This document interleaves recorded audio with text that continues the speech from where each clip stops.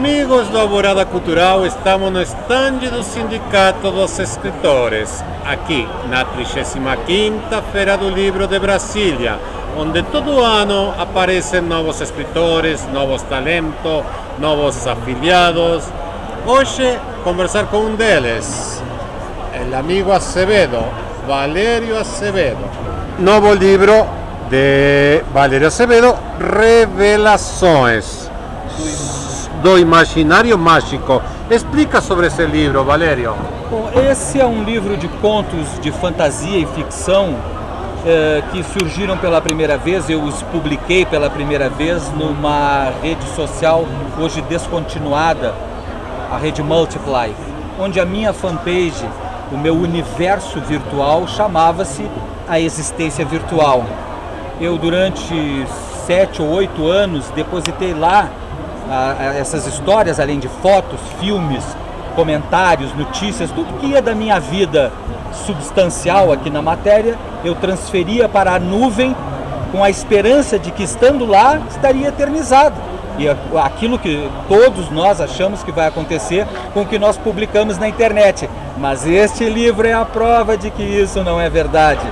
Pois em maio de 2012, a plataforma Multiply foi extinta e tudo que eu tinha lá foi perdido. Você se sentiu órfão esse dia? Eu me senti um vazio muito grande, porque ali estavam essas histórias que eu gosto tanto e que agora eu compartilho com vocês de forma física num livro ricamente diagramado e cujo projeto gráfico do Carlos Rocha foi muito feliz, né? Como vocês podem ver, é um livro fácil de você encontrar as histórias lá dentro. Porém, eu preciso dizer antes de que esse livro ele é o resultado de um trabalho de arqueologia cibernética, porque não tendo mais os arquivos na nuvem, eu fui obrigado a cavocar em gavetas sob pilhas de papéis, procurar o arquivo original, os arquivos, os HDs avariados, os disquetes obsoletos que não se fabrica mais o leitor. E aí eu consegui tirar de lá 20 histórias, elas estão aqui sob o título de Revelações do Imaginário Mágico. Você perderam algumas nessa caminhada? Muitas. Eu diria até que existe um outro livro mais ou menos desse tamanho que eu vou ter que reescrevê-lo de memória. Falando dessas que se perderam, sim, como você se sente quando pensa nela? Poxa, tinha aquela história tão boa e você nunca mais vai conseguir escrevê-la. Bom, eu é uma perda, não é? É uma pena. De fato, você tem toda a razão. Não poder, digamos assim, alcançá-la da maneira como ela foi feita. Mas eu tenho a esperança de que eu possa resgatar ainda de alguns HDs. Tem um amigo meu que prometeu que vai recuperar um deles, que ele pode tirar as informações e depois eu vou ter que formatá-las. Esse livro também aconteceu isso, né? Eu não tirei as histórias prontas da memória virtual desses suportes, né? Desses disquetes. Eles vieram de forma fragmentária. Eu tive que algumas histórias aqui eu tive que usar aquilo como referência e voltar a escrevê-las. Mas assim, me agrada a ideia de hoje ter o livro nas mãos e oferecer às pessoas e dizer: aqui estão essas histórias que, como entes queridos, estavam perdidos e agora retornaram. Então eu aconselho a ler as histórias das revelações do imaginário mágico. Você fez muito bem, aparentemente, a transição de analógico para digital. Você lida bem com redes sociais, com as novas tecnologias? Sim. Esse livro e as histórias da existência virtual estão de volta agora, não numa rede social. Quer dizer, eu uso as redes sociais, mas não daquela forma em que eu depositava tudo lá. O que eu faço? Existe um site que chama-se aexistenciavirtual.com.br, que está em reconstrução. Ele não está em construção, ele está em reconstrução. Já há lá algumas referências. O livro pode ser comprado lá e agora novas histórias do universo virtual desta figura aqui, que era o meu avatar. Este é o avatar. Quando você era nova? Quando existiu a existência virtual, Esse aqui era Vanaweb, o robô. Ah, tá. Era ele o robô, e sobre ele eu tenho a dizer o seguinte: mesmo as histórias tendo sido recuperadas e a existência virtual tendo retornado, não foi possível reabilitar o robô, uma vez que a época em que a primeira página deixou de existir, ele começou a apresentar um comportamento muito estranho, no qual negava o seu criador, que sou eu, e reivindicava para ele as histórias, entende? Então o que nós tivemos que fazer? Nós o desativamos. Há indícios, e eu já tenho suspeitas, de que ele está de volta nas redes sociais. Porque esta foto aqui eu já vi em algum lugar. Esta eu já vi. E se ele está de volta, bom, atenção, porque as histórias voltaram e o robô voltou também. Você escreve muita fantasia. Quem te inspira? O que você lia quando criança? Quando eu era criança, eu gostava muito das histórias do Júlio Verne.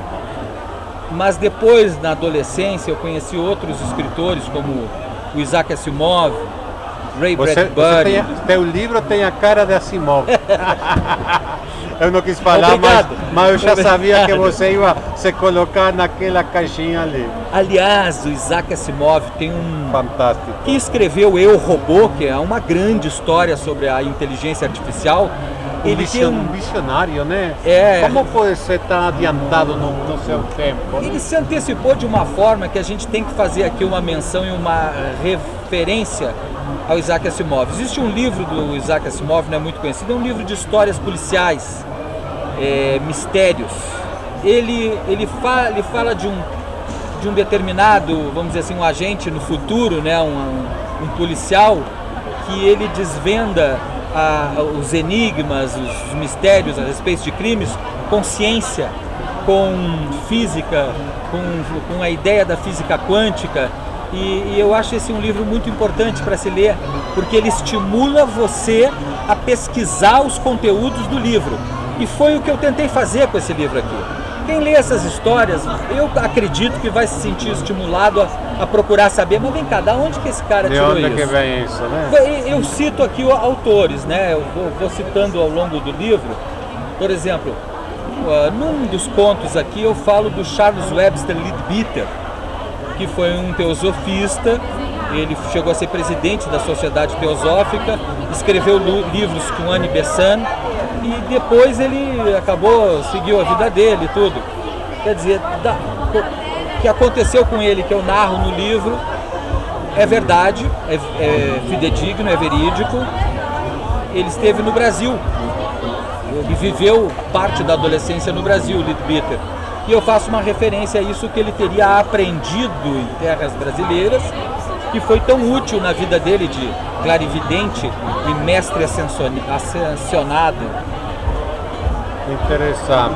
Vem cá, novos projetos, o que vem por aí, além de catálogo HD antigo?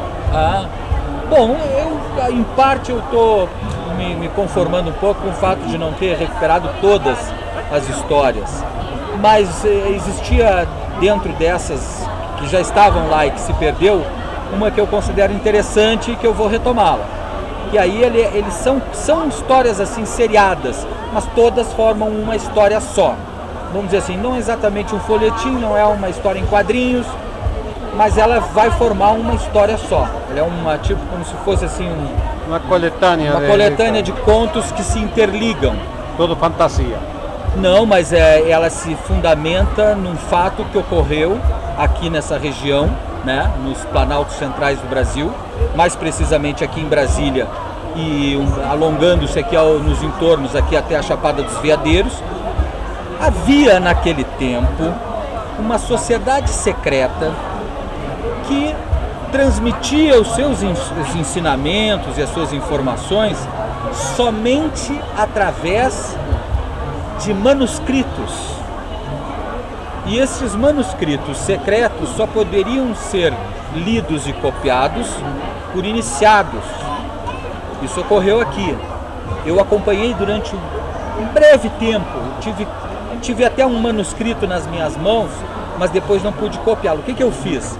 De memória, quando eu ia porque existia todo um ritual para ele ser copiado. A pessoa tinha que ser aceita no grupo secreto. Você nunca foi? Nunca fui, né? Porque eu nunca quis fazer parte de nada dessas coisas, né? Como jornalista, eu acho que a minha primeira e mais importante atitude é duvidar. Não era essa. Daí porque eu recomendo ler esse livro, porque eu duvidei, fui atrás e descobri e encontrei. E de cabeça, depois, quando eu ia para casa, eu escrevia num caderno, eu tenho, posso mostrar. Até onde a memória alcançava, né? E isso eu vou botar no meu novo livro. Que legal. Fala para nossa audiência como que interage contigo, compra teu livro, contacta, tem? Para adquirir pela internet as revelações do imaginário mágico de Valério Azevedo, basta ir a este link, a este site que chama-se aexistenciavirtual.com.br, clicar lá, vai estar assim, vai ter um robozinho e ele tem um balãozinho de história em quadrinho lá, como se estivesse conversando com a pessoa.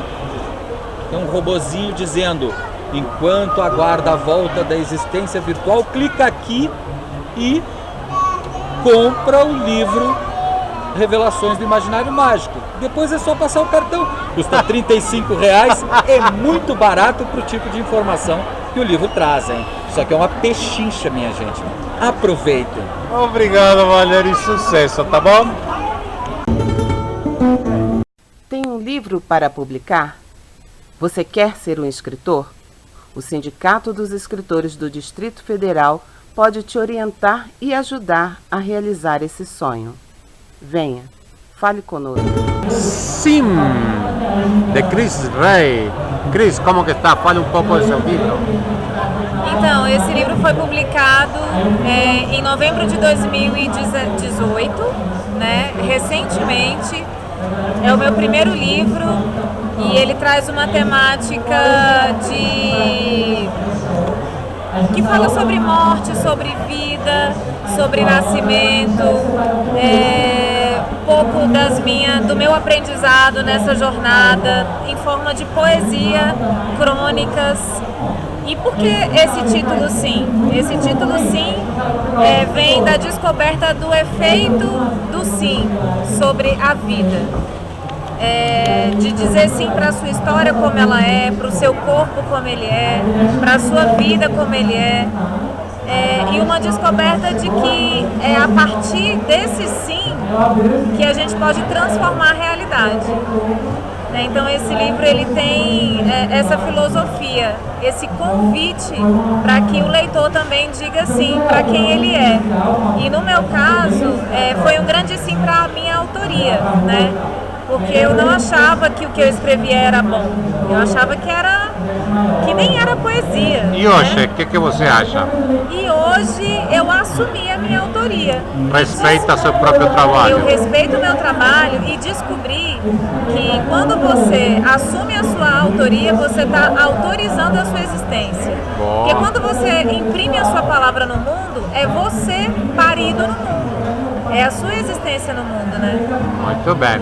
Cris, você trabalha numa editora. Sim. Uma editora muito peculiar. Fala ao respeito. Como é que é?